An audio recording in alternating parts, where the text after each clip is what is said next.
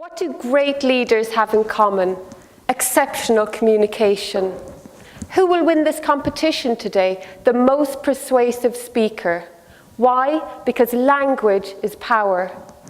For the next 3 minutes, I'm going to talk to you about 100,000 children who sit in classrooms all over Ireland without the language to learn. Why should we care? Because poor language means poor exam results, means increased risk of unemployment, mental health problems, social exclusion. For the cold-hearted economist in the room, this costs us about 3% of our GMP.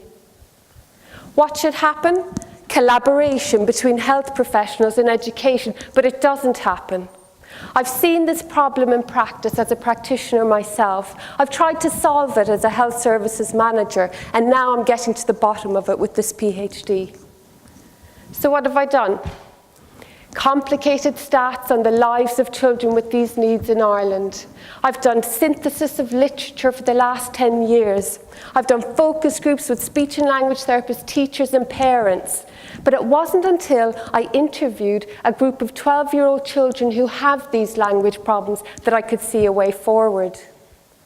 These children could describe the barriers they faced every day in school, barriers the professionals couldn't see, barriers the professionals contributed to.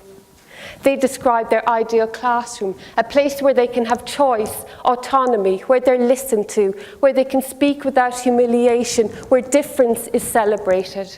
The children knew how their individual needs could be met in school without setting them apart from their peers. This is a dilemma we've been discussing in the literature for decades. The children knew what needed to be done. It's just no one thought to ask.